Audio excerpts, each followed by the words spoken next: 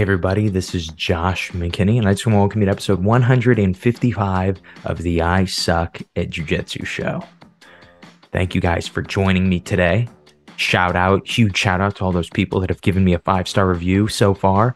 I don't know who you are, but if there was a way for me to know who you were, I would friend you on Facebook or something. I don't know. But anyway, also second shout out, check this t-shirt out for anybody watching the video right now. I'm repping the Toadies right now because I'm actually just getting ready to head out to a Toadies concert. If you guys don't know, just a few episodes ago, I interviewed Donovan Blair, who is their bass guitar player. And so he got me, Kyle, and Junior on the list. I don't want to tell you guys what we had to do to get on the list, but he got us on the list, and what's done is done, and we're going to go and see the show in just a second. So that's super exciting. Also, man, I'm just throwing all kinds of random stuff out there to start this one.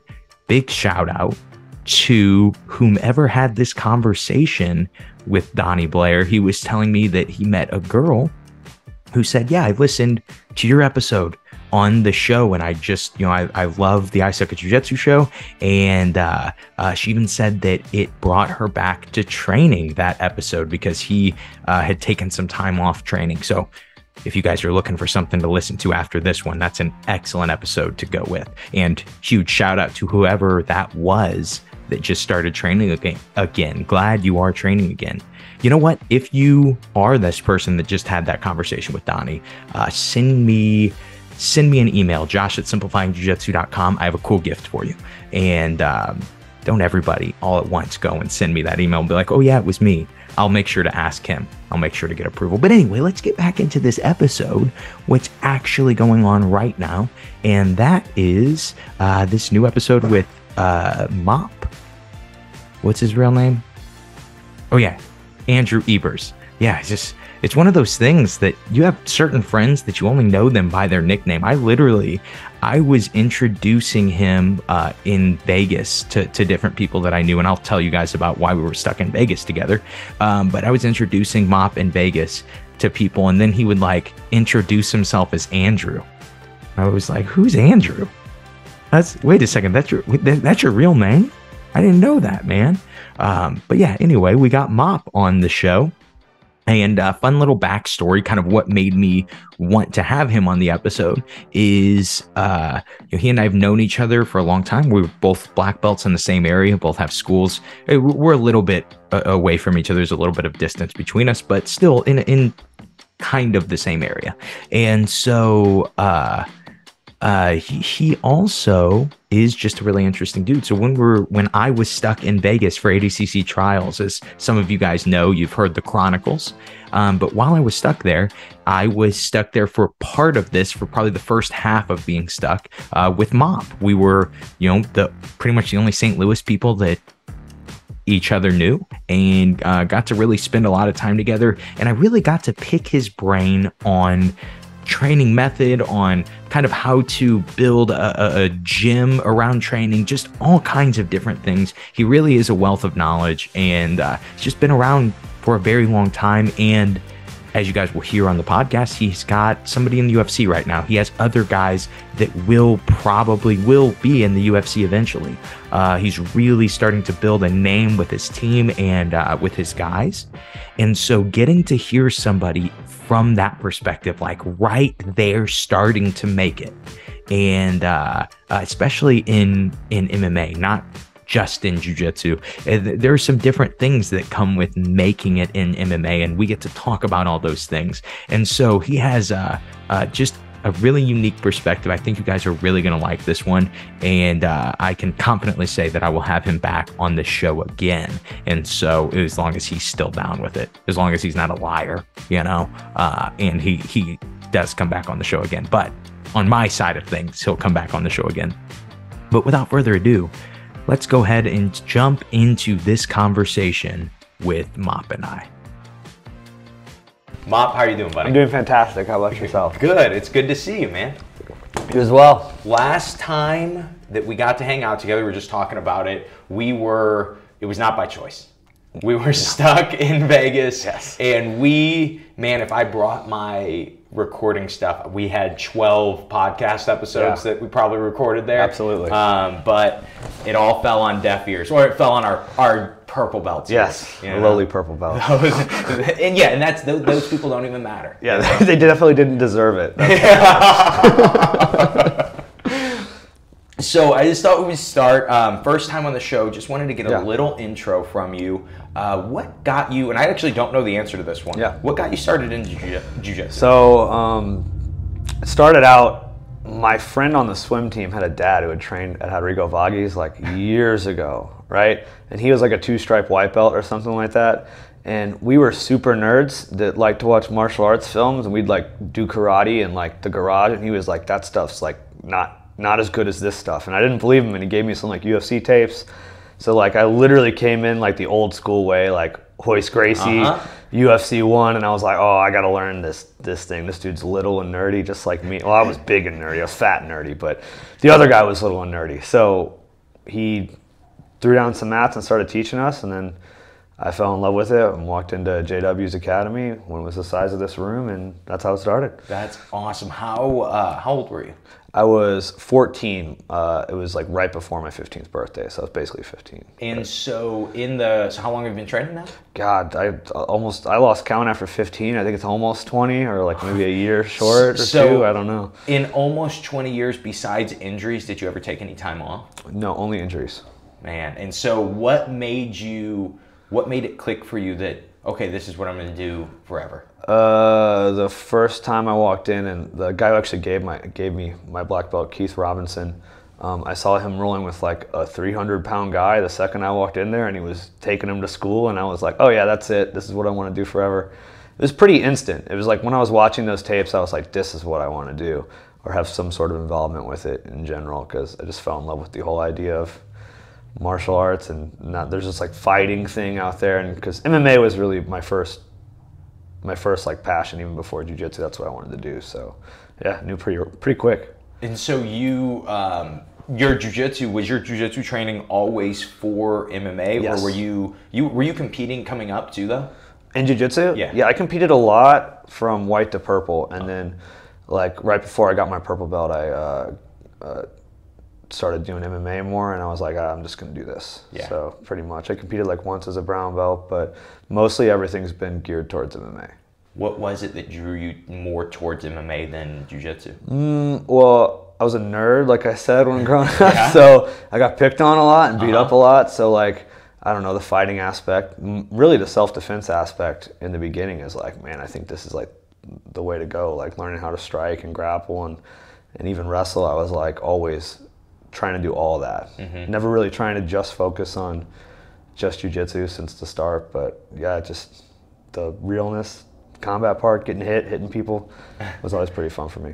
And so you're still an active MMA fighter, right? I mean, I haven't fought in like 2.5 years. Yeah. It's been a while, mainly coaching, but doesn't mean I won't ever compete again, but like my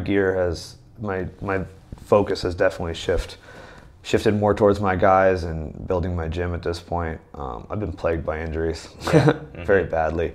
And it was my fault. Like I was just training stupid, overtraining, and like not doing enough strength and conditioning. And it was really late in my career when I found Matt and started like getting in like really good shape and starting to get injured less. But I mean, man, I've flown on 8 planes, like I said, in the past like 6 weeks. So it's like I haven't even been in my gym training myself for 2 months, so it's been definitely a focus shift, but I mean, I definitely have to compete in it a couple more times before I'm done. So when did you obviously you fought 2.5 years ago, when did the focus kind of start shifting for you, where you go, okay, competitor is less important to me, coach is more important? COVID. Really? Yes, my business, I almost went out of business, and I came to the conclusion that my focuses were too split in too many different areas. Like I hadn't focused on my business. It's been more like, all right, I'll train my guys, and then I'll fight also, and I'll concentrate on fighting, and I'll train my guys while I'm competing. And that part of it worked out just fine, right? Training my guys and competing. So if I was just coaching only, I could easily do the fighter part of it as well. But after COVID, I realized like I've been slacking on my business, because when I go into fighter mode, it's all I think about, and it's all I do is train, cut weight, eat, train, cut weight, eat. And I'm already in the gym, so training the guys is no problem. But running the business was a problem. So that encompasses most of my time, as well as travel and stuff. But yeah, after COVID, it was like, hey, I need to focus on my livelihood, and I'll concentrate on these guys. I need to grow this gym, and it's bigger than myself, and that's kind of the conclusion that I came to. And you also had at that time and now some really good athletes too, right? Did that go hand in hand? Did that seeing who you had around you and go, oh, these guys could get somewhere? Yes, that absolutely. motivated you more to commit to them? Yes, Sean going into the UFC was definitely a big thing, and then he was training at Glory for a while, so I was like, okay, he's training at Glory, I'll just train up these other guys. But when he came back to us full time, I was like, yeah, this is far more important. And I was scheduled to fight around the time that he was around to fight, and I was like, I can't do both. Like, I'm literally giving him private lessons like 3-4 times a week, holding mitts for him, along with like the 20 other guys I have, and running the business, bringing new people in, stuff like that. It was just all difficult to do all at the same time. That makes sense. Yeah. So, kind of while we're on the subject, Sean just had his what fight in the UFC was this for? Fifth fight. Fifth fight, yes. And so that was ended in a draw. Yeah. It was it was a crazy fight. It was crazy. Let's just go to the point early in the fight. Let's just start early on. Did you feel like it was starting out well? No, I did not. Sean has this like energy about him when he goes in there, and it's just like sometimes it'll be a little flatter, and I've been with him so many times that I can kind of notice that pretty quick. We've had done so many fights together. I've been in his corner for all but one of his fights, and I could kind of notice right now that he wasn't quite as sharp as usual, and he'll be the first one to tell you that. Like, he walked out there, he just didn't feel right, and I could feel that right away, because usually he doesn't step too hard forward on his jabs right away. He doesn't quite run guys down as much as he was trying to run down Luis Saldana. I just think he was trying to get him out of there a little too quickly, and was just pushing a lot, where usually he's more of someone that waits. He'll put forward pressure, but it'll be like more of like a counter style kind of fight, wait for the guy to bite on feints and then hit him. He went right after Luis, which was our game plan, was to get on him and to be more aggressive, but I think he just kind of went a little too hard out the gate trying to put him out. Didn't quite respect him enough, and I can kind of tell from the get-go. And then after the knockdown and the illegal knee, what was kind of, I mean, as a coach, what's going through your head when that situation happens? Oh shit. That it's freaking out. But the problem was that when Sean got hit with that punch, right? He was badly hurt, and then hit with the second punch, even more hurt, and then he got hit with the knee. He has no recollection of any of that. Right? So like when he got up, we were yelling at him to take us 5 minutes, but you're not allowed to coach during like a break like that. You can't do it. So we were told to shut up right away, and you don't want to be that guy who's like, ref yells at you, done, boom, well, nothing we can do now. And he had no idea he got hit with a illegal knee. In between, when the guy was talking to him, he had no idea what he was talking to him about. He was like, I'm fine, I can keep going, I'm fine, I can keep going. So he didn't know that he was even fouled, right? When I walked in there in between rounds, he literally told me, he's like, what happened? Like, you got an illegal knee. And in the end of the fight, when I was like, that was probably a draw because he got a point taken away, he was like, he did? What did he do? Oh, man. So he was out of it. So in my mind, I'm just like, oh man, I hope he can just push it the next 2 rounds, because I'm like, oh, he only needs to win one. He only needs to win one, and then it's a draw. So I was very hopeful for that. But when he got hit, we kind of knew that things were not going to be right, because those were 3 shots. He went out. I don't think people saw that, but he was like literally this close to me when it happened, right? So he went for a second, like a split second, and then got hit again and woke up. Like, that's a knockout. Like, it's hard to come back from that. And that's, like, you can't, there is no amount of toughness that can make your brain function when it's not functioning. You know what I mean? That can make it. But still, there was a lot of toughness there. Oh yeah. That second round, he almost pulled off the first ever buggy choke in UFC history. And we trained that a lot for this fight because this guy likes to shoot doubles and end in side control and doubles. And I was like, this guy does this, just go right for it. Because Sean hits that all the time in training. All the time. It makes so much sense for MMA too. Yes. It really does. If you're in side control, you're keeping the posture broken, you're threatening a submission, you're not getting hit. Yes. You know, and you can, a lot of times guys will flee and you can get up. That's what I'm saying. So like, notice, I'm positive you watched ADCC, yeah, right? Of course. Notice, every single, oh dude, my girlfriend hated me that day. She still brings it up. She's just like, you just were all day, and I'm like, oh, I told you. You can't get mad at me. I told you. It was going to be all day. I didn't know you were going to use every TV in the house, though. Exactly. Yeah, well, she was on me about it. But it was pretty cool because what you could see is like when the Rotolos were fighting, right? Notice that when people passed the side control on them, even if they scored, they generally retreated back in half guard, almost right away. So in MMA, you can't do that. Because in Jiu-Jitsu, the guys will play that game, the bottom game, especially if that's where their advantage lies. Like they're like, oh yeah, I'm going to be on bottom. You can't pass my guard. I'm going to choke you if you pass. But in MMA, if you do something like retreat that hard, the dude's up on his feet. So that's the primary focus of grappling in MMA from top position, is to keep the guy in bottom position, which is why sometimes, like I'll watch with like some really good jiu-jitsu guys, black belts, right? They'll watch an MMA fight. They'll be like, "Why did that guy go to back to half guard? That was dumb." And I was like, because the dude was about to get up. So like you go back into half guard to keep him down, and then try to pass again. But yeah, so like we're training it so guys will just push away and get up, or maybe not even pass the side control at all whatsoever. But yeah, I think it's perfect for MMA. Perfect. Did you feel like he was going to finish it? Oh yeah, I was so pumped. I was so sure. Yes. It looked so tight. After Luis fought, he said, I had no idea what I was in. Because he talked to us afterwards. I had no idea what I was in, and my vision went was going like this. Oh, it looked so close. I know. It really, man, that would have been awesome. Oh, it would have been. But still, what a good show of training method, a good show of toughness, a good show of all of the things that you do that when you win a match or win a fight, they're not really showcased.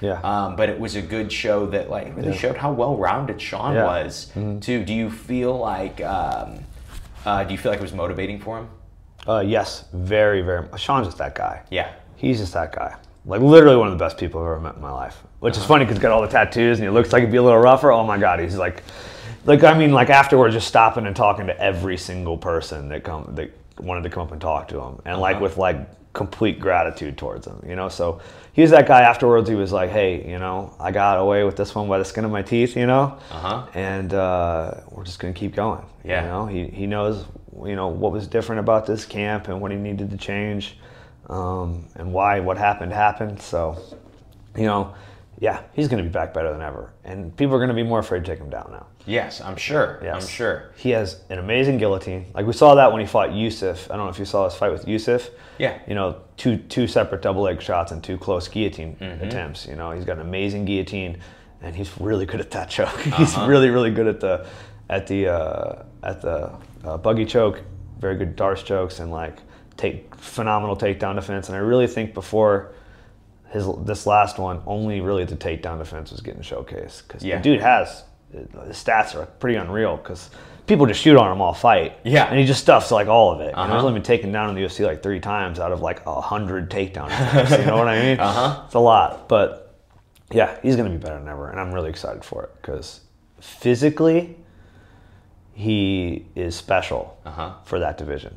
Special, and he's going to give every single person problems because of that. You know, look, I bet you, what's his name? The guy who just fought. I bet he didn't ever think Sean was going to be able to pull off like a tight buggy choke or anything like that. You know? Yeah. So you kind of brought it up. We had this conversation before. I just thought it would be fun to revisit it on the podcast. So I asked you when we were in Vegas, we're talking conceptual teaching, conceptual jiu-jitsu, conceptual MMA, and I said for striking, what is the most important concept to understand? Yeah. And your answer was? Distance. Distance management. And so even there, in your recap of Sean, your big thing was he didn't look himself, he didn't manage the distance well. He didn't manage the distance well. You said he walked forward. Yeah. And so when let's look at like the most rudimentary ideas first. Yeah. When you were teaching, let's say first for striking, when you were teaching distance management for striking, how do you explain it to somebody? First of all, I'm not the head striking coach at the gym. For sure. I feel like I have guys that are just better at that than me. But I do actively coach the striking in a lot of the MMA aspects. And, my biggest thing with distance management is an effective jab, right? An effective, lead or rear push kick, right? Anything to gauge the distance, getting on reactions, and making the guy feel like you're either too far away to be hit or too close to get any good strikes off. So it's all about that range management with your jab and using your feet to push in and push out, right? Push in, push out. And those are my biggest things with getting distance. And if you were to talk, so Sean preaches this a lot because I learn a lot of my striking from Sean, right? Even when I go to coach. Sean's big thing is like he's so effective in that realm, but he has a very hard time speaking it into existence, like it's something that he's been actively working on and been trying as he gets older in his career. He wants to teach more. But that's his big thing too, is like, you have to use your feints, your jab, and your feet to manage that distance. Whereas, like in jiu-jitsu, it would be more like, frames and hip movement and things like that. So it's a little bit of a different concept. But yeah, just movement, jab. So you just said something interesting about Sean. I think this is something that most of us would agree. A lot of times the best athletes, they struggle to explain what they're actually doing because to be a great athlete, a lot of times you just have to have stuff that you do without even realizing. Yes. You just have to have that mindless ability to fight or the grapple or play whatever sport. Yeah. So you feel like, do you feel like you can learn the same way how you learn from one of your strikers? Do you feel like you've had that in jiu-jitsu as a coach where you watch your good athletes and you start to pick little things and go, oh, this is what they're doing. This is how it should be explained so they can understand it. Yeah, absolutely. Absolutely. So I like to watch my guys to learn things, just like you would watch, the average fight or the average like jiu-jitsu match and you're like, oh, he did this, he did that.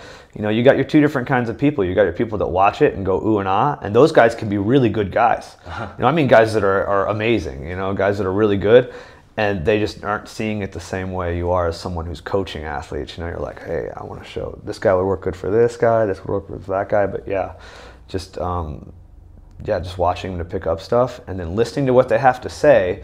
And the way they say it is like, like a preschool student, like jibber jabbering, I'm like, what are you even trying to say? But I can pick up the concept behind what they're saying and then explain it to everybody else in the class. Okay. Yeah. So as we kind of move forward, and I want to shift a little bit from MMA and just move the focus just more specifically towards jiu-jitsu. Yeah. But is there anything, before we move from MMA, is there anything, I thought it'd be cool to ask you this, you're kind of an expert on this. Oh yeah, let's only like a Is minimal. there anything we don't realize about getting to be a coach in the UFC? Like how you're treated, how things work, just something that is, that maybe someone who is like freaking Bryce and I, who are just lowly local UFC fans. Yeah. Something we wouldn't realize that you get when get to do when you're a coach. Oh yeah. Well, this is a great question. I really would like to talk about this anyway. So every time I get back from one of these UFC events, I go up to everyone like, you have no idea. Really? You have no idea. They are like the most oh God, almost like, have you ever seen like one of those TV shows where you're in that little small town and everybody's super nice to each other and knows everybody's name? It is exactly like that. It is it's all with UFC. Oh my God! It's all the staff of the UFC are the nicest, most friendly, awesome people I've ever met. It's kind of disturbing almost how nice they are. Really? Oh yeah, and they take care of you. They take care of you in every single way. Especially when we were in Vegas, when they rented out they have an entire hotel in Vegas, right, for the Apex. And like, it's insane. Like, they know Sean's name. Sean knows everybody there. They all try to get to know you right away. And they just give you everything you need. Like, and then they shuttle us over to the Apex where we get to work out in this, like, I think it was like $16 million facility where like everything's free and you just go there and you just train, and then they have like a cold plunge, a sauna, like everything perfect. Like, if you ever look at Sean, like, he never complains, right? Yeah. And he's one of the guys, he's like lower mid-tier payment-wise at the moment, right? Because it's a sliding scale every time you fight. Yeah. He never complains about what the UFC is paying him because he's like that level of what they're doing, as opposed to Bellator or in other places. Because I've gone for Bellator too, and when I was in Bellator, they didn't do anything for us. Yeah, like, you showed up in your own car. They shuttled us. They made us all shuttle to the family arena, and they wouldn't drive us back. Like, I was like, what am I supposed to get back? He's like, gotta wait till the end of the show. And I'm like, that's like 6 hours from now. In the UFC, after Sean's fight, they shuttle you back, and if you want to get shuttled back to the event after that, you're good. You leave whenever you want. Right, man. And they take care of you. Like, I can't even explain. Like, the UFC like card is on all the TVs and all the hotel rooms. If you want to go back to the hotel room, they took care of Sean. They feed him. They give us money at the beginning when we get there for food. Oh my gosh. Yeah, they just literally they gave Sean like a big stack of cash. Like, all right, whatever your guys needs, And then his management company takes care of us as well too. That's all in there as well, Iridium. So they take care of us while we're there too. They buy us like dinner and stuff like that. But yeah, pretty much if you're a UFC coach, when you're there, you get everything pretty much taken care of. All right, give me top experience so far. God, it had to have been Sean's last fight. I finished that dude with the body shot in the first round. Oh, that one was amazing. And that's what I'm saying about taking care of us. Like, they shuttled us back. They treated us like gold. Dana White came out and gave us all fist bumps. Oh, yeah. It was super cool. And I'm like, wow, this is great. So it's pretty much everything I dreamed would be as being a coach when I got there. I'm not going to lie. Famous people everywhere. Everybody's nice. Like, we hung out with, like, Matt Serra and Ray Longo at the airport. And, like, I just walk into the warm-up room. There's the UFC champion just right there.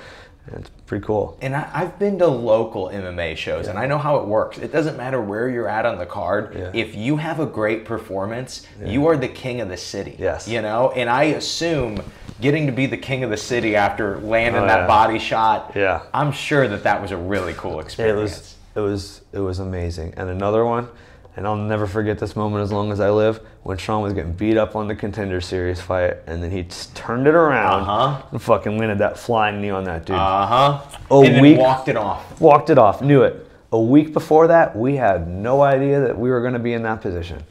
He took that fight on 5 days' notice. So, like, we were sitting there, and then all of a sudden, hey, I'm fighting on the Contender Series in 5 days, and I'm like, oh shit, like, I have to like completely rearrange my life real quick because there's no way I'm gonna miss it. We raised like $3,000 to get us all there, and went in there and just, in middle of the first and second round, like, Sean's like, what do I gotta do to the body lock? And we just explained, me and Jordan just explained how to get out of the body lock, and then he goes and does it and just knocks this dude out with a flying knee. It was just like, that's just his whole personality, is like, you beat up Sean does not matter. And it's in the gym too, because you can be on top of him in back control and he's just talking shit. I'm gonna get out and beat you up. I'm gonna get out and beat you up. And then he gets out and beats you up, like, it's, so that moment was also pretty amazing, because we've been trying to get in there for a while. Like, Ashley was on the contenders, I was on the Ultimate Fighter for the girls, and then we tried to get Sean on the Ultimate Fighter that same season Louise was on, and then, like, just coming up short, getting him that big moment, and then it happening like the way that it happened, and then Dana White telling him, hey, we're bringing you in, and that motivated him too, because Dana told him he had a bad ground game, and like, Sean was kind of slacking, not much, but kind of slacking on the ground game a little bit, but then after that moment, he was like, nope, we're grappling. Grappling, and he just gotten so much better, That's huge. Yeah. When you, I know I said we were going to talk jiu-jitsu, but this is kind of jiu-jitsu. Yeah. When you look at his level of jiu-jitsu for his division, like in the UFC, what do you think, like, I guess the last time I really understood what UFC fighters felt like to roll with, it was 8-10 years ago, and the jiu-jitsu level was very low. Yeah. Do you feel like it's still there? Do you feel like the jiu-jitsu level is a lot higher in MMA now? I feel like it's still there. Yeah. But I feel like it's there for half the guys. Okay. Not all of them. I'd say about half the guys, maybe less than half the guys. And I'm just talking about his division specifically. As a whole, yeah, probably half the guys. Yeah. But his division specifically, you've got a lot of guys with some pretty decent jiu-jitsu skills. I mean, Brian Ortega. Yeah, of course. You know, even Volkanovski. I mean, he is great. Yeah. His grappling's great. I mean, a dude. You know, you look at the guys that are there. It's like he's training with Craig Jones. Yeah. You know, all the time. It's like his grappling's not going to suck if Yeah. he's training with Craig Jones all the time. It's just, and if he's like sit there and listening to actually taking in what Craig Jones is saying and stuff like that, because that's one thing MMA fighters, not mine specifically, because I start mine out. You're doing jiu-jitsu, yeah, right? And you're doing jiu-jitsu until you're a competent level before you're even getting out there. And I feel like that's one thing with the MMA and like this area, like the state of Missouri in general. The better guys that are sending people to those higher levels are doing a good job of is doing that. But as a whole, you got Ryan Hall in his division. You've got fucking Bryce Mitchell, even that Chase Hooper dude. But Chase Hooper is showing that, like, you know, he's got solid grappling, but, you know, he just, you know, basic heel hook game is getting him a long way in there. So I mean, Ryan Hall's is more advanced heel hook game, but taking him a long way. So I think the way that we're training, like, you know, like I said, Saldana didn't even know what the buggy choke was. Yeah. You know, so it's still there. But I do think that's changing, and I do think that's the next thing we're going to start seeing going forward, because I think ADCC is becoming significantly more popular, and guys are studying. Like, I was out in Iowa, and like Luis Saldana didn't know what the buggy choke was, but I had a guy almost pull one off on this last Saturday, and in the middle of Iowa, those guys are like, he's going for the buggy choke. So, you know, I feel like people are starting to take more notice of that advanced jiu-jitsu, and I think the reason that it's getting a little better in MMA is because, you know, Gordon Ryan probably is the main factor. We all watch Gordon Ryan, like, even whether you watch him because you like him, you watch him because you hate him, you watch him. And it's like, you don't have to even like jiu-jitsu. It's just like his personality, you know. So MMA fighters are watching him, you know, and they're watching that game, and they're like, okay, this shit's gonna work. You know, we've been seeing more leg locks. Yeah. Like, more leg locks than ever in MMA, and it's, you know, it's what I've been preaching for a while, is like, learn leg locks. Like, you saw Danny. I don't know if you watched his fight. I didn't Moriarty. watch it, no. Not the last one, the one before. I don't know.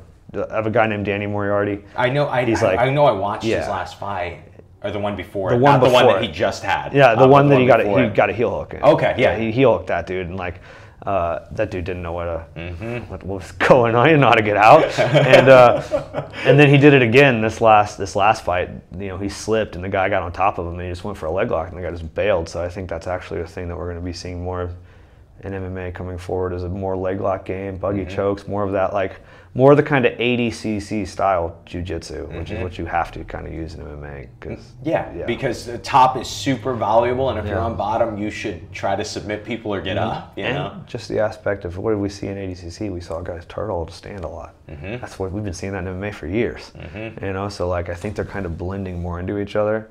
Because I think MMA and like ADCC specifically are very closely related, and always have been. You know, you got Mark Kerr, Josh Barnett, those guys always in it. You know, George St. Pierre was in it. Like, you know, you don't get a lot of MMA guys winning it, but like, you got a lot of MMA guys crossing over, because I think the rule sets I think the ADCC rule set is perfect for MMA. Yeah. It's all about getting up. It's all about, you know, what's the rule for takedowns and passing? 75% of your back on the ground, right? So if you're just not 75% back on the ground, that's basically MMA, you know? You're never letting the guy get you flat on your back, coming up, turning up. So I think the level's going to be going more in that direction. And in Sean's weight class specifically, I think there are some good guys with their jiu-jitsu. I do think his advantage in that division is there are not a lot of high-level wrestlers at 145. There are not, but there are good jiu-jitsu guys. And there's a lot of good strikers in that division. But he is the tallest one in that division and in the one above him. That's pretty crazy. That's pretty crazy. Yes. So we both watch ADCC. Yeah. Probably every match. Oh yeah. Obviously you mentioned the belly down and stand up. That was actually what I told my students on Monday. So it was ended on Sunday. On Monday night class, that was hey, this is the big thing I noticed. Everybody belly down. The guys that were good at it, won. The guys that weren't good at it lost. Yes. You know? And what else did you notice besides the belly down that were like kind of trends or things that could be exploited or anything like that? The biggest trend, I'm not even talking about just the technique and the grappling in general, but the biggest thing is ADC is like becoming the greatest grappling show that I've ever seen.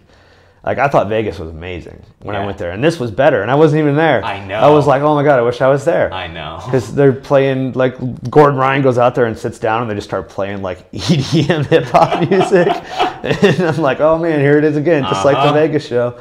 But, like, I could only imagine how great it was. My buddy Cody was there, and we talked to him, like, the whole time, Cody Kellison. So, yeah, oh my God, it was amazing. But yeah, other than that, I think it's going to keep getting better and bigger. I think that's the biggest trend that came from this one, is it's just going to keep getting bigger and better. And more West Coast looking, I think, which is, I'm not complaining about that. I agree. It's awesome. I think it's great. I think it fits the jiu-jitsu vibe. Yeah. So other things, man, the armbar came back with a vengeance. That's for sure. It really did. It really did. It was either second or third most submission. I want to say it might have been second. Yeah. I think it was above the leg locks. Above heel hooks. And I feel like you see Mika, he pulled him off. He was really the first guy to consistently start pulling them off again, especially in Nogi. Yes. And he was hitting, obviously Gordon, hits everybody with whatever. Yeah, whatever he wants. Yeah, but, and he has a unique armbar that he plays too. But I really think Mika showed, like, hey, you can just armbar people. If you control their shoulder, you can just armbar anyone. It doesn't matter what the angle is if you have control of their shoulder. And I just think that he really changed that. A lot of people saw and go, oh, you can just armbar people. Sweet. What do you think, as you have, because we were just talking about how you have some guys that you're going to push towards the next West Coast trials. What do you think that over these next, I think it's like 13 months that the next trials are, what should they be working during that time? Definitely, if they're not hip on it, the lower body game. It's like, even if it's not like your forte, like, you have to be good at it now. Right? You don't have to be that guy that just goes out and leg locks everyone, sits to their butt and like spins for leg locks, and that's all you do. But you have to be just as adept in it as if you were to like take the back. It's like an essential of jiu-jitsu now, or escaping or anything like that. So both defensive and offensively, I think the guys that were slacking on it a little bit got exposed. Roberto is just having a hard time dealing with it. He really is. He really is, and you got to be good at it. And that's the one thing, that classical jiu-jitsu style still works. Right, but you have to have that area of your game complete to compete at the high levels in this. Because like Roberto can go out there and play his basic jiu-jitsu game and look amazing, but the second someone goes on his legs, it's just like, I mean, if they're not like, it's only like the top 1% of dudes that are getting them. So, but you got to be at that level in your leg lock game in order to compete. I think that's a big one. Learning how to pass into things other than side control. Passing into side control, I think, is going to become a thing of the past when going with really long, lanky guys because of the buggy choke alone specifically. That's just what it looked like. If you were going with a guy with a good buggy choke, passing to side control is a flat out just like bad idea. You know, J-Rod, you know, like high level black belts are getting caught in that shit with him. And he won the finals of the West Coast trials with it. Yeah, so it's just like, damn, like there's that attack. You got to be good.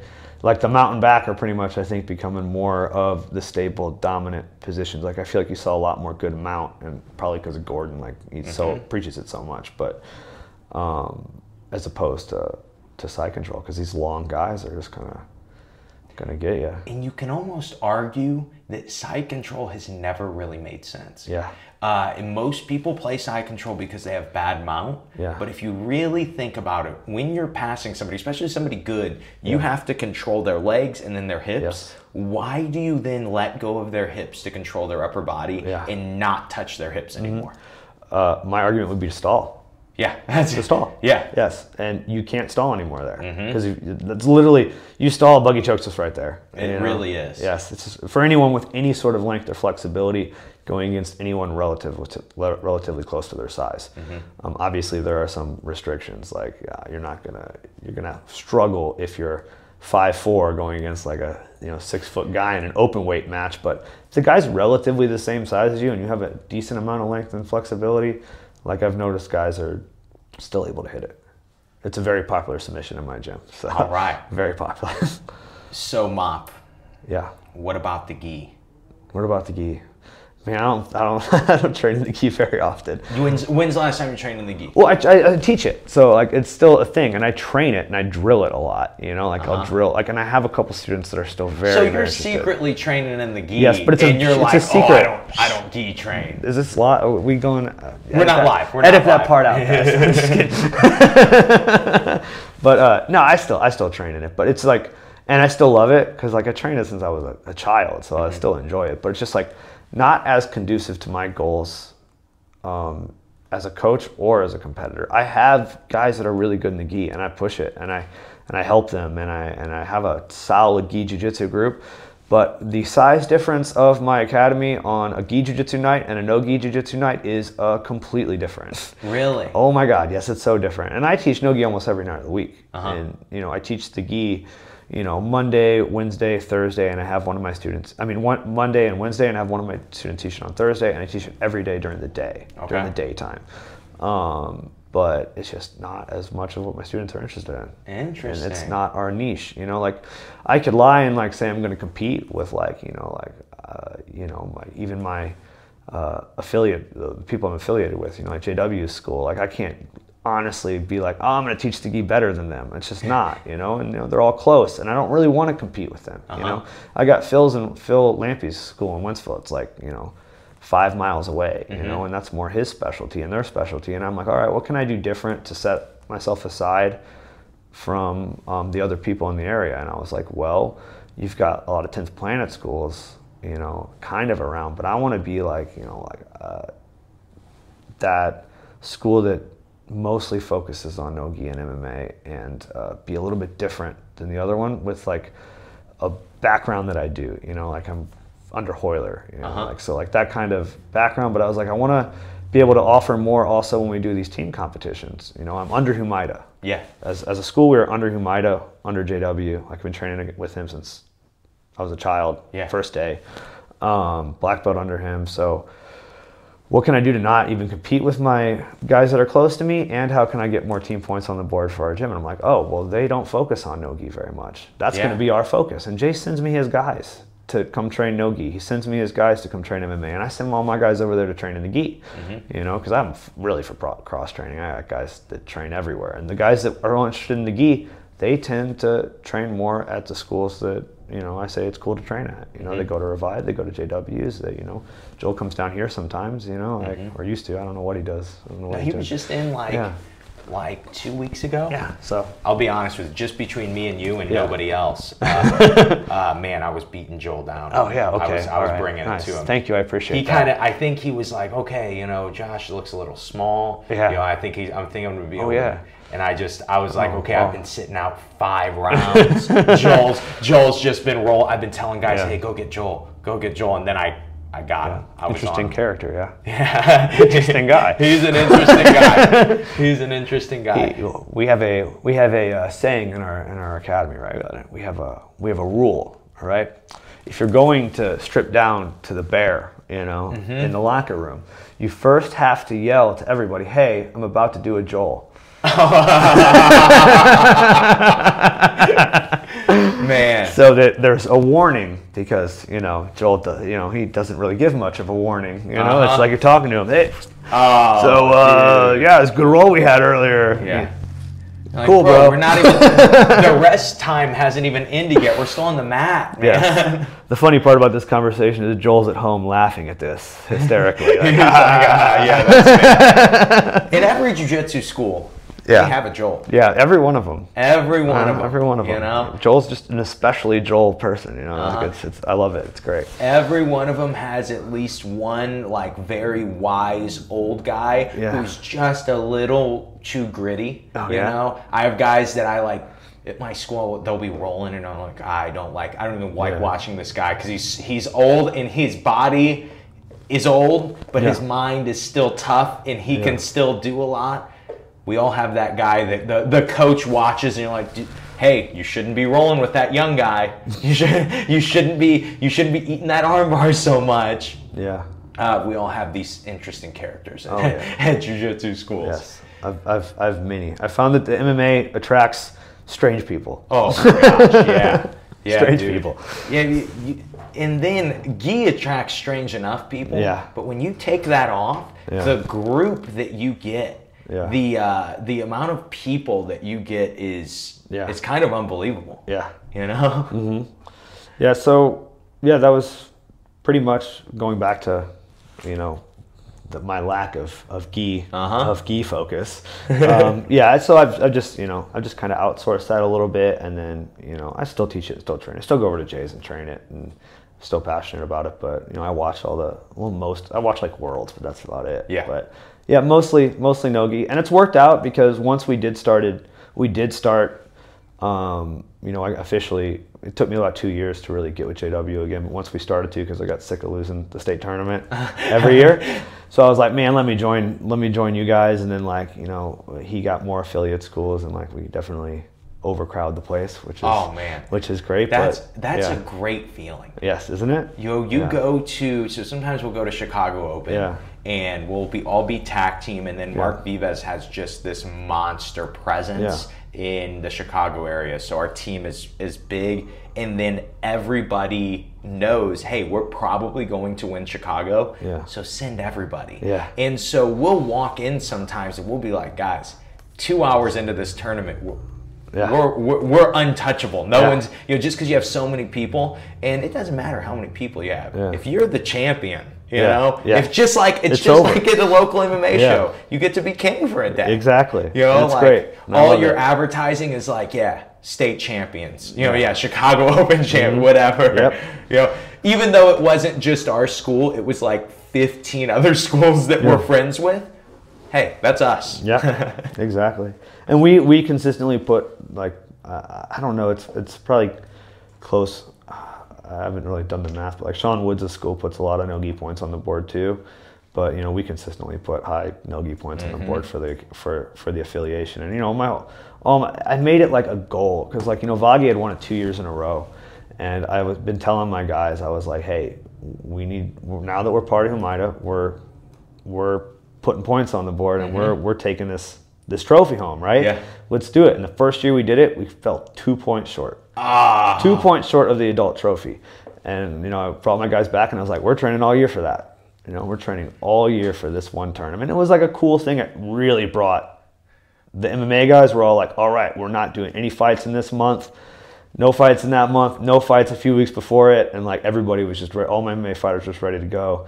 We did okay in the gi. We definitely did very well in the gi, but nothing compared to how we did in no-gi. We did pretty well in no-gi. I had some advanced guys Austin Smith went out there and submitted everybody in his expert division like fucking a minute each time. Just because awesome. He was a little ahead of the area in the leg lock, more advanced. Because he went to Danaher school for a year. I mean, for a whole summer and trained there. So he got a little bit of the upfront stuff. Yeah. And he's like, this is what these guys said, and he did pretty good. But I feel that little area, we focus a lot on the meta game of what's going on in no-gi, and unfortunately it doesn't really transfer much to the gi as much, I'm like, oh man, this is illegal, this is illegal, so that's why we're focused. That's why I don't really focus on the gi too much. All right, I get it. Bryce, what's our time at? 40 minutes. 40 minutes, sweet. Damn. Okay. All right, so I have just a few more questions. Okay. I'm sure that there will be follow-up on all these different questions. But with your program right now, you have we got to talk a lot about this when we were in Vegas. You have kind of all kinds of different specific coaches at your gym at one time, right? And so when you're running let's say you're pro MMA program, could you just explain kind of how it's run, and especially with all the specific coaches you have? Yes. So I ask every one of my students to put complete trust in me as a coach, right? I'm like, you can challenge my philosophies a little bit, or you can challenge some of the techniques, and I'm cool with that. I like them to challenge me a little bit as a coach to bring my own standards up higher. But I'm like, but at the end of the day, I need you to like constantly open yourself up for my instruction and believe in what I'm talking about, what I'm doing. So because I asked that of them and I asked them of that of all my coaches in my gym, I have complete and utter trust in every single coach that I put on the staff, right? Mm-hmm. And open to everything that they say and all their opinions. So everyone that steps into the academy, almost all of them, all the younger men, they all want to do MMA when they walk in. So I'll kind of explain the process we go through. So they have to do everything all together. The MMA class is privately run, completely exclusive to the competition MMA team.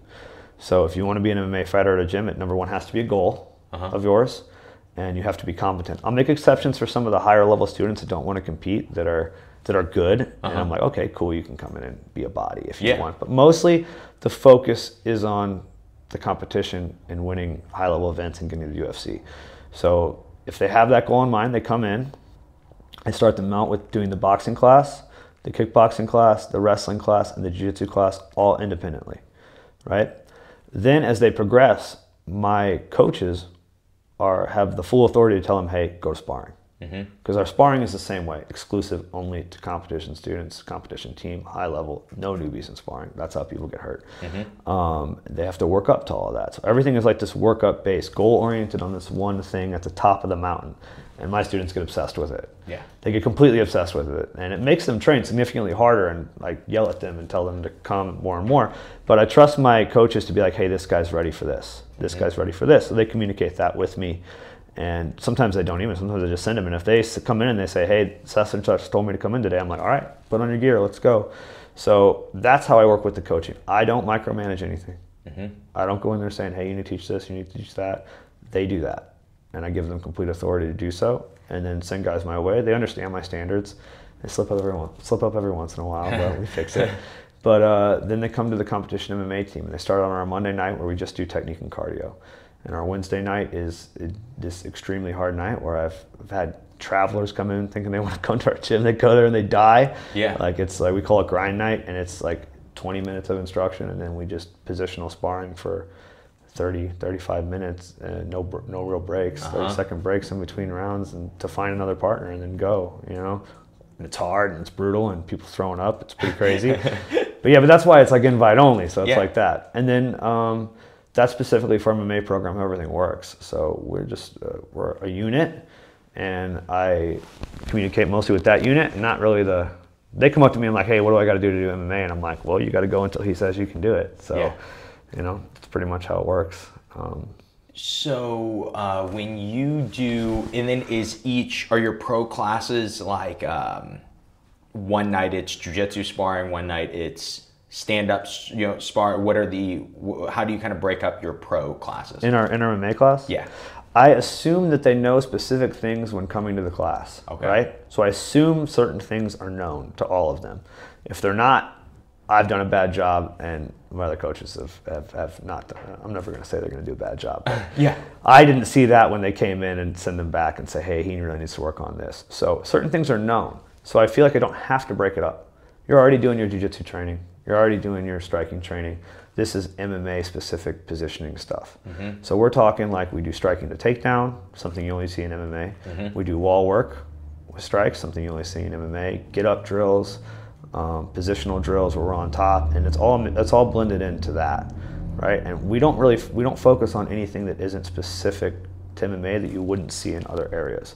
So that's where the splitting up of the martial arts comes in. Like everybody trains something separate until they're proficient at each thing. And then they come in, they already know certain things. They already know how to jab, they already know how to punch. I don't need to teach them that, right? So it's like, all right, these are the combinations and the tactics that they're using at the high level right now. And then we're gonna drill them, and then we're gonna train them. And then that's how that specifically goes out. And then on Sunday, we just spar. We do 30 minutes of kickboxing sparring to get warmed up, boom, right into the MMA sparring. So, man, there's all so What are some of the things that you say? You say there are certain things I assume you know. Yes. What are some things that you assume are going to be known for somebody that's in your MMA program? You know how to punch and throw a kick. That's number one. I shouldn't have to explain that shit. Okay. You know? Shouldn't have to explain it at all. You should know it when you walk in there. Which is why sometimes I get guys from other gym who won't think they're just going to be on the MMA competition team right away. They come in and I'm like, nah, bro, you're back at boxing. Yeah. You know? And usually I let them do like just the technique version, but that, you know how to shoot a takedown. Yeah. You know how to work on the working on the wall is something that we specifically do in the MMA class, but if you've been there in our competition jiu-jitsu class, we're doing takedowns off the wall all the time. So I think just a semi-knowledge of how to wrestle, at least a few stripes on the belt in jiu-jitsu, right? You got to know, and preferably a couple competitions before they're on that team. And then, you know, you've had to have sparred in boxing a few times because we spar in our boxing class. And those things, getting up, how to shrimp, how to, like, basic jiu-jitsu, basic boxing, basic wrestling. If I feel like I have to explain that to you when you come into class, I'm like, no. And my jiu-jitsu classes and my MMA classes for the portions that I teach are generally run alongside what we're going over in jiu-jitsu. That makes sense. So like, you're learning all that, you should already have that down by the time you get in here. I shouldn't have to explain it. So I would say much more fast-paced instruction, like quick, or working the whole time, not getting comfortable, and then getting them as tired as humanly possible afterwards. Because conditioning is probably, I mean, skill is the most important thing in fighting, but conditioning is like, oh, it just nudges right up against it. Yeah. So how long do you have to be in the program before you can fight? It depends, but usually about 6 months to a year. Okay. I hold my guys back when it comes to fighting. I'm like, we're not going in here until you're competent. Like, this is not, I'll throw you in a jiu-jitsu tournament in week 3. Week 3 if you want. But when you're getting bludgeoned in the head, and like, I hate losing, so I hate when my guys lose. It drives me crazy, depending on how they lose especially, but like, I'm obsessed with it. So it's just like, if you're not obsessed with it, I'm not obsessed with it. So if you can't wait 6 months to do a fight, to a year sometimes longer. Like, I got guys begging me for fights, and I'm like, you're not ready, you're not ready, you're not ready. You know, especially because the competition in this area in terms of skill has gone up, way up since the commission took over everything. Because you're not allowed, you can't pull a guy from the crowd and put him in there and be like, all right, you're fighting. You know, you can't do that. You can't do that at all anymore. So yeah, you got to be competent. Like, you got like Glory out there. We consider Glory like main competition. Yeah, and it's very friendly and fun. Right? Yeah, very friendly and fun. But those guys are they're the best guys around. So it's like, we want to compete against those guys, and we want to do well against those guys. You know, we want to be good local competition for each other, because I got so many good guys there. So, you know, you better be competent. You know, I look at the guys around to judge where the bar is. There's a bar, and your bar is usually set locally. Right? Like, okay, what are the other guys doing? Because I'm not just going to send my guys out to get slaughtered by where the bar is, you know? Like, you got to be there. Yeah. You know, so I kind of consider them the bar. So I'm like, all right, they're, you know, it's the same thing like, you know, I would consider, like, you know, the Pedigo guys are like a good bar for a lot of guys around here, competition-wise. Like, you know, you want to be able to compete against those guys before I promote you to a blue belt. You better be able to compete with their white belts. You know what I mean? So, you know, and it's always moving. You know, the skill level for which you'd send your guys out there is going up consistently. Yeah. Which is a good thing. It's an amazing thing. It's an amazing thing for the area. I think the Missouri scene as a whole has gotten way better in the past 5 years. Like, you can't even explain how much better it is. Like, and the better shows, better competitions.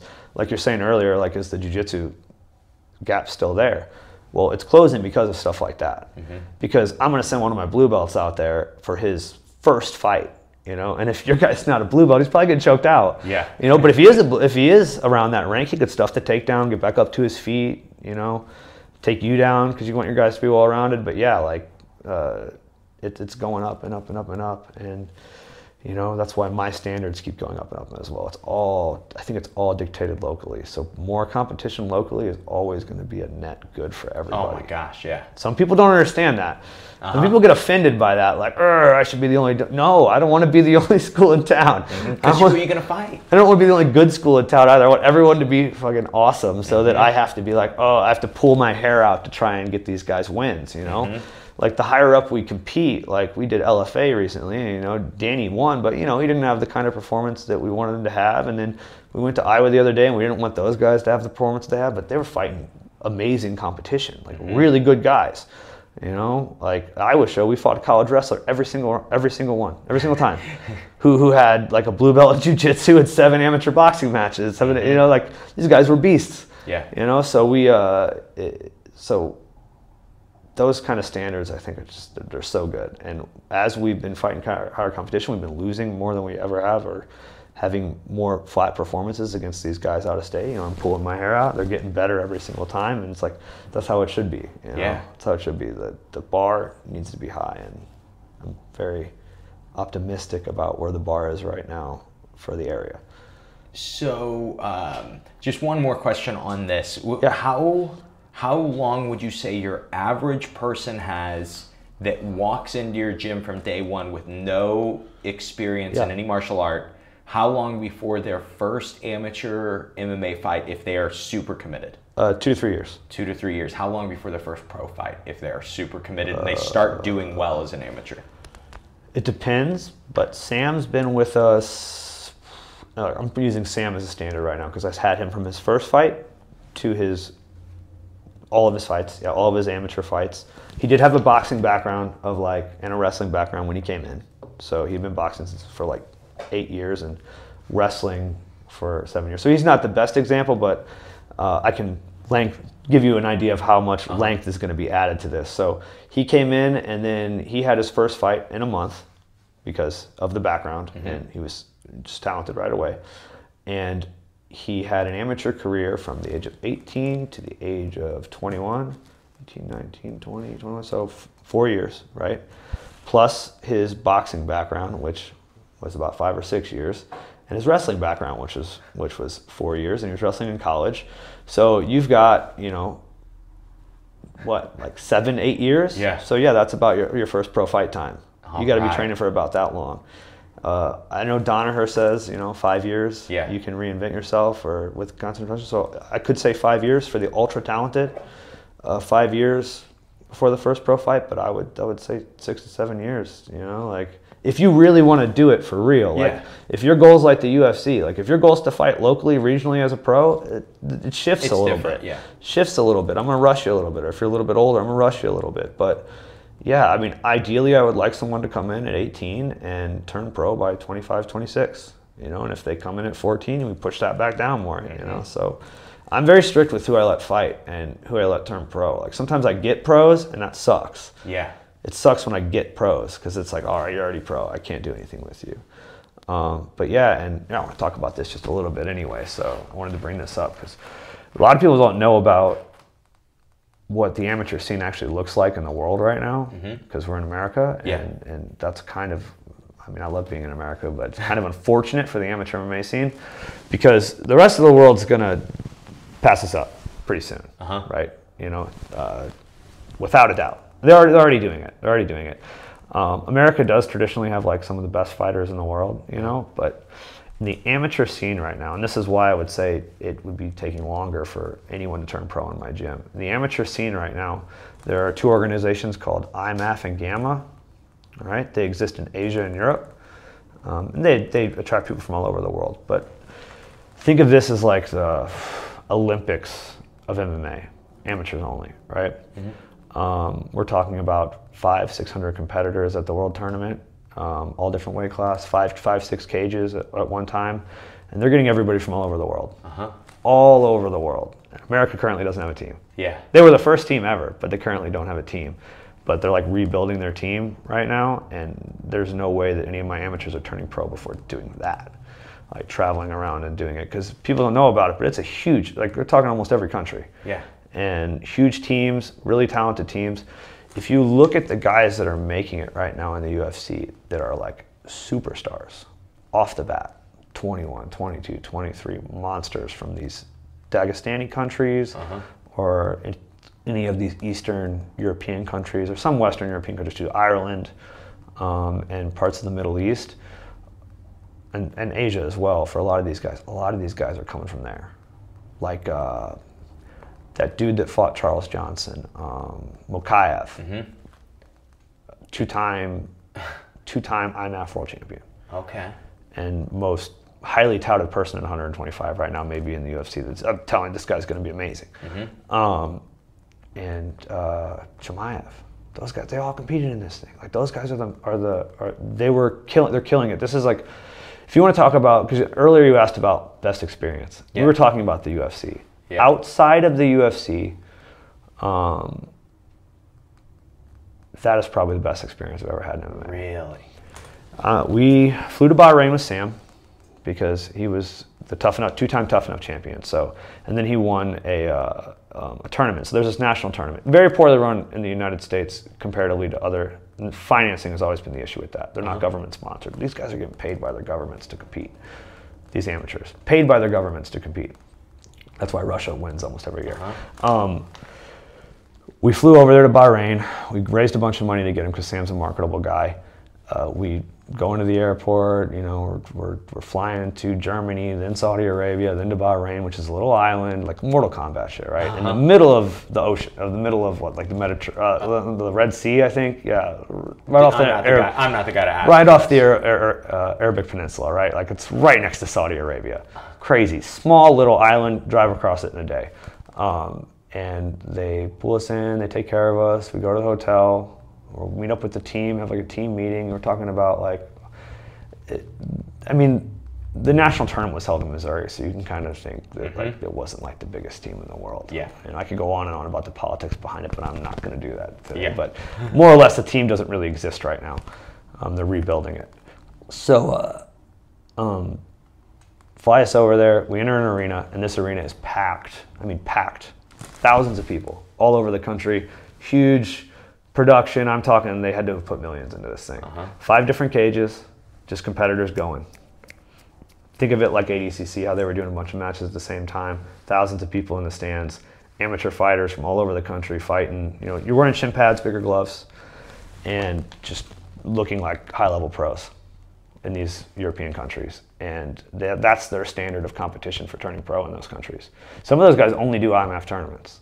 Wow. And I'm saying like, Sam was the #1 ranked 125 or 135er in the country when we went over there on Tapology, and he had the Tough Enough belts, and he got beat when he was there.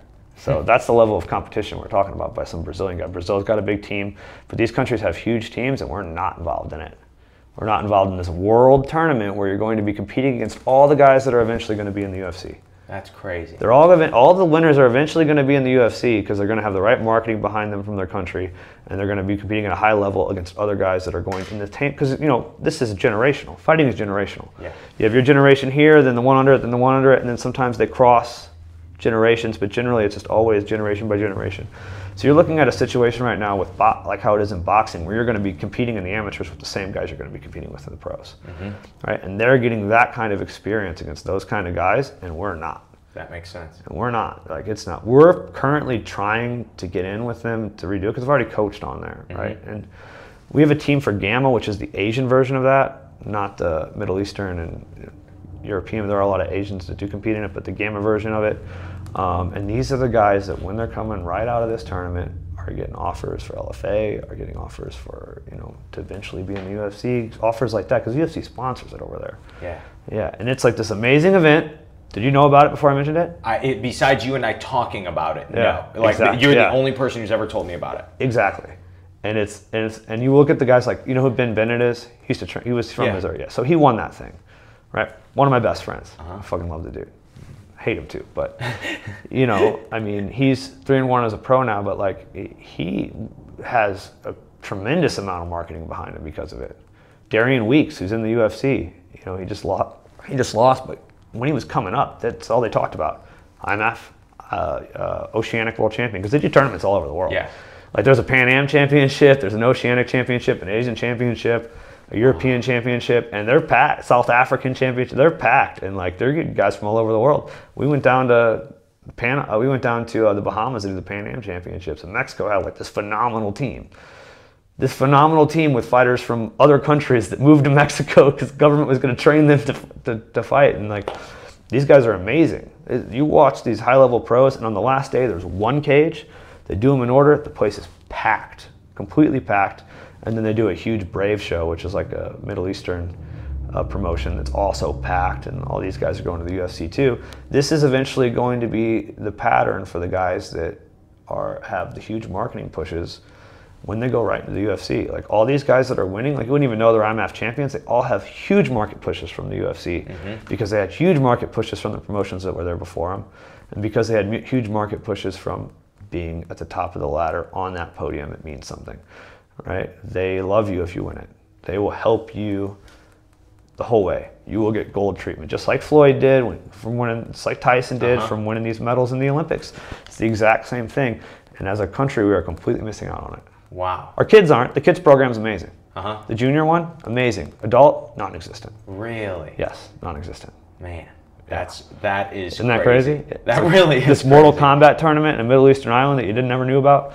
The rest of the country does. If you go over to Europe, they all know about it.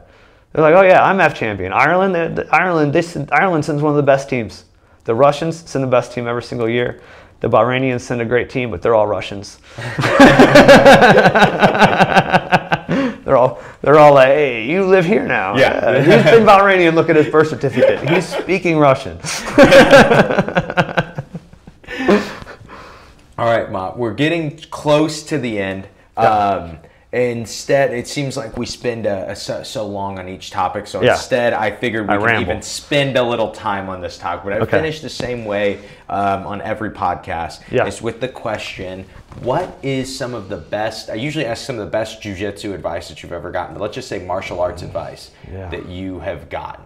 And it could be on the mat advice, off the mat advice. It could be anything. Oh man, I mean, I could name a few. You want me to narrow it down to one or a couple? Let's go. Give me a few. Give you a few. Pick your significant other really well. Ooh, that's my biggest one. That's a great piece of advice. Yes. Do you have? Is there a reason that this is a rule? Because I've seen that ruin more careers than anything else. I can't even. I can name you could probably name a bunch of people. I can. I'm not going to name anybody. That's rude. But like it's a significant amount of people where you find a significant other that does not push your career in the right direction. That does the exact opposite. I'll use Ashley Cummins. Yes, I'll use her as an example. She picked a significant other that pushed her further than she probably ever could have pushed by herself. She was already a hard worker, but up here. Her fiance now pushed her, right? Pushed her to make the right decisions, to do the right training, and it never at any point pulled her away. Like that's the huge part. Like you don't want someone that pulls you away. I've been in relationships where I've been pulled away, and I've been in ones where I've been pushed forward. So it's a big one because you're not going to make it if you have a significant other that you like are very passionate about. That it's like, hey, don't go to the gym. Hey, this isn't important enough. Hey, you're not making any money, and it's like fighting is a dream, right? You need to have someone that sees the dream with you in order to get ahead, and that goes being competitive in anything. Like the significant other you pick, it's going to be huge, right? Huge. That's a terrific piece of advice. I know. I'm just saying. That's just all I'm saying is that it can go one of two ways, and I've seen it kill more careers than anything else. We used to call it the kiss of death. Yes, exactly. I feel as like a martial artist, the big point of your interest is to build your confidence up. So I feel like you should be confident that you can. Like I've seen a lot of guys that aren't very good with girls that they'll go up and they'll just fall for the first girl that they meet. And I'm like, I just don't want to lose her. I never dated anybody else. I'm like, man, just build your confidence up and use these skills we're teaching you to push that forward. So I don't want to get into that topic too much, but like that's a big one. Like be picky and make sure you're with someone that understands what you're doing. That makes really good sense. They need to understand they're passionate. Some people can do that by bringing them in with them, and they start training too. Yeah. They can go the opposite way too, but Of course. that's a big piece of advice that I'd say for competitors. For jiu-jitsu, in terms of technical advice, don't carry other people's pressure. Is a great advice. Don't carry other people's pressure. Yeah, that's a big one that Jay preaches a lot. Like, you want to be the one applying the pressure from the top or the bottom. You don't want to be carrying it. And that makes a lot of sense. Yes, it is. But yeah, that's a big one too. Those are the two I had planned. I like those. Yeah, I like those. Yeah. So I can't. Yeah. I feel like I had some really good follow-ups on significant other that I just really couldn't ask. Yeah. I like, man, we would have to cut these questions out of the podcast. Yeah, completely out. I mean, and I could go on for days about that one. All right. I think we've had these conversations before. We could get a whiteboard and I could write it. Yeah, we could. I feel like we'll probably talk about it after. Yeah, probably after a lot. Yes. All right, Mob. Anything you want to say? I definitely love to have you on again. Yes, absolutely. Anything you want to say to finish on this one? Well, we are moving spots, so I would like to talk about that. Okay, I wasn't sure. We didn't. I can't go into it too much. Okay, I wasn't sure what we could talk about. I can't go into too much of what's going on, but I can say that we have a lot of big news for my gym, and I'd like to come on after that sounds. We do that. That sounds that would great. be great, so I could talk about it more. But currently, Gym Wolves Training Center. Right, I own it.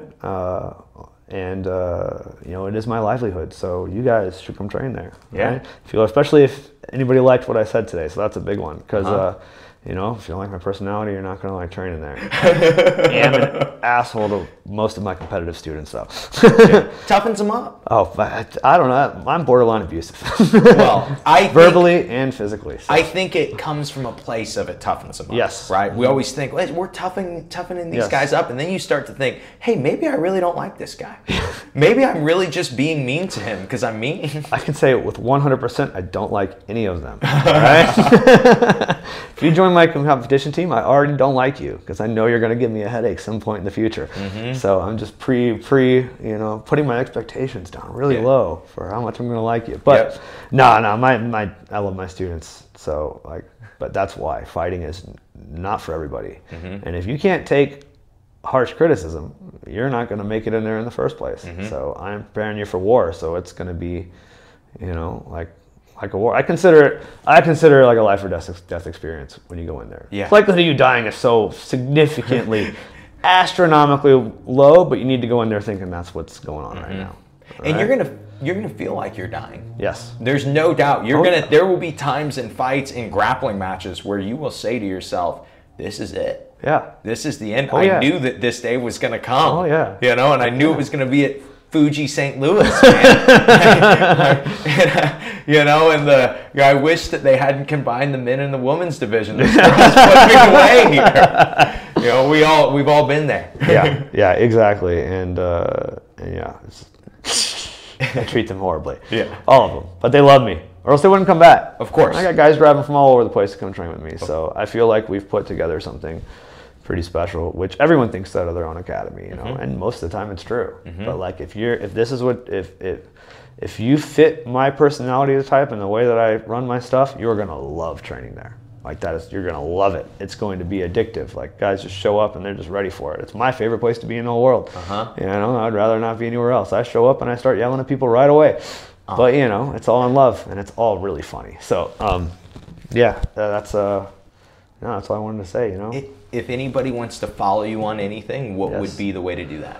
Well, follow the Wolves Training Center, number one. We post a lot of cool stuff, and follow us on YouTube. We have a channel where we post bi-weekly to monthly documentaries. We have one coming up at the start of this week on Sean's UFC trip and the training for it, and then also Danny's LFA fight.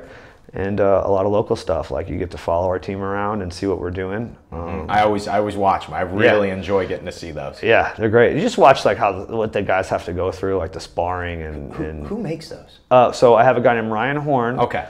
That shoots everything at Fight Promos, right? And then I edit them. All right. So he shoots, I edit. We have a monthly thing. He follows us everywhere. We go to. He went to Iowa with me the other day. 4 hours to Iowa with me. That's cool. I'm like, man, this is great free labor. But he follows us around, and it is cool. And we do have another one. We've been a little slow because I've been so busy the past month of getting this next one out. But we're going to be getting this next one out pretty soon, and it's really cool to see unfortunately, you won't get to see any of the fight footage, but just Yeah. to see the behind the scenes of the UFC experience, you know, and how well they do take care of us. Like, the biggest takeaway from everybody is quit hating on the UFC so much, right? Yeah. They do I will be the first to say I think they underpay people, but the value added back, they really try to make sure they give you that.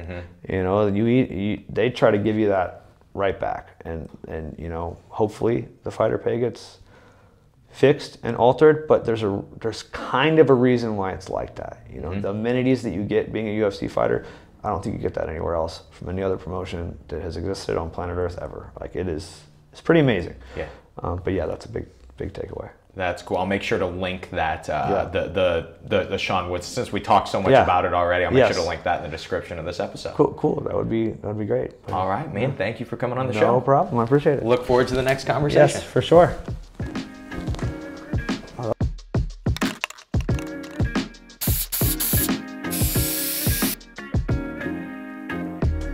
And that is the episode. I hope you guys enjoyed this one. Had a lot of fun recording this one. Always fun getting to sit and chat with Mop.